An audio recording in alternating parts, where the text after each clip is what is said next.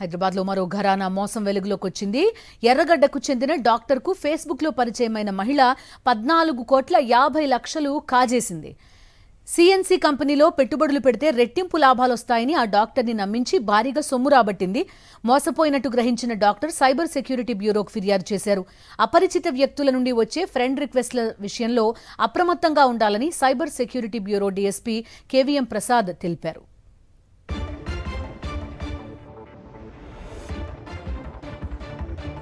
అత్యాశ వల్ల చాలా మంది మోసపోతున్నారని, సైబర్ నేరగాళ్ల పట్ల అప్రమత్తంగా ఉండాలంటున్న cyber security bureau DSP KVM ప్రసాద్తో మా ప్రతినిధి అమర్ ఫేస్ టు ఫేస్. మరో ఘరానా మోసం వెలుగులోకి వచ్చింది. సైబర్ క్రైమ్ 14 కోట్ల దోపిడీ అయితే జరిగింది. ఒక డాక్టర్ని ఆన్లైన్ ద్వారా పరిచయమైన అమ్మాయి పెట్టుబడుల పేరుతో పెట్టుబడులు పెట్టించి ఆ తర్వాత ఘరానా మోసం అయితే చేసింది. ఆ తర్వాత బాధితుడు సైబర్ సెక్యూరిటీ బ్యూరోను ఆశ్రయించారు. ప్రస్తుతం సైబర్ సెక్యూరిటీ బ్యూరో ఈ కేసుకు సంబంధించి కేసు నమోదు చేసి దర్యాప్తు చేస్తూ ఉంది. మనతో మాట్లాడేందుకు cyber security bureau DSP Prasad గారు ఉన్నారు. మాట్లాడే ప్రయత్నం చేద్దాం. సార్, ఏంటి అసలు 14 కోట్ల మోసం జరిగిందా? అవునండి, 14 కోట్ల మోసం జరిగింది. దీంట్లో ఫస్ట్ ఏంటంటే మోనికా అనే అమ్మాయి మన విక్టిమ్కి ఫేస్బుక్ ద్వారా ఫ్రెండ్ రిక్వెస్ట్ పంపించింది. ఈయన ఫ్రెండ్ రిక్వెస్ట్ యాక్సెప్ట్ చేసిన తర్వాత ఆమె చాటింగ్ స్టార్ట్ చేసింది. మెసెంజర్ ద్వారా చాటింగ్ స్టార్ట్ చేసి ఆమె ఒక వీడియో లేడీగా పరిచయం చేసుకుంది. తర్వాత ఈయన ఫోన్ నంబర్ అడిగితే ఫోన్ నంబర్ ఇచ్చినాడు. ఆ ఫోన్ నంబర్ తీసుకున్న దగ్గర నుంచి ఆ ఫేస్బుక్ వదిలేసేసి వాట్సాప్ చాటింగ్కి వచ్చి వాట్సాప్లో ఫ్రీక్వెంట్గా చాట్ చేస్తూ, నేను ఒక సిఎంసి అనే కంపెనీలో పనిచేస్తున్నాను, ఈ సిఎంసి కంపెనీలో ట్రేడింగ్ కంపెనీ ఇది, ఇందులో కనుక ఇన్వెస్ట్ చేస్తే బాగా హ్యూజ్ ప్రాఫిట్స్ వస్తాయని చెప్తే ఈయన నిజమేననుకొని నమ్మేసినాడు. ఎన్ని విడతల వారిగా డబ్బులు బదిలీ అయ్యాయి? ఇప్పటివరకు ఆయన ఎంత మోసమైందని మీకు కంప్లైంట్ ఇచ్చాడు? అంటే ఇప్పటివరకు 14.4 crores ఆయన టోటల్గా ఇన్వెస్ట్ చేసినారు.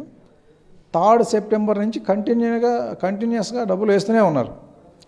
అంటే ఇంకొంచెం పెడితే ఇంకా ప్రాఫిట్స్ వస్తాయి, ఇంకొంచెం పెడితే అని చెప్తా ఉంటే ఈయన పెట్టుకుంటూ పోయాడు. సగం పెట్టిన తర్వాత ఈ ప్రాఫిట్స్ ఇక్కడ కనపడుతున్నాయి కానీ విత్డ్రా కావట్లా.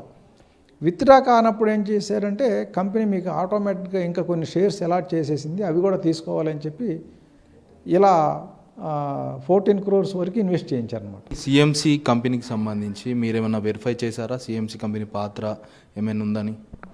అంటే మనకి ఇటువంటి ఫేక్ కంపెనీ ఫ్రాడ్స్ రెగ్యులర్గా వస్తున్నాయి. కంపెనీస్ ఉంటాయి, దానికి వీళ్ళు పంపిన దానికి ఏం సంబంధం లేదు. సిఎంసి అనేది ఒరిజినల్ వెబ్సైట్ ఉంది, దానికి దీనికి ఏం సంబంధం లేదు. వీళ్ళు ఏంటంటే జెన్యూన్గా ఉండే కంపెనీస్ యొక్క నేమ్ వాడుకొని సిమిలర్గా ఉండే ఫేక్ వెబ్సైట్స్ క్రియేట్ చేస్తారు. అందువల్ల ఏంటంటే ఫేక్ వెబ్సైటా కాదా జెన్యూనిటీ మనం చెక్ చేసుకోవాలా. అంటే అపరిచిత వ్యక్తులను నమ్మవద్దు. అపరిచిత వ్యక్తుల వల్ల ఇలాంటి పెట్టుబడి మోసాలు చాలా జరుగుతున్నాయి.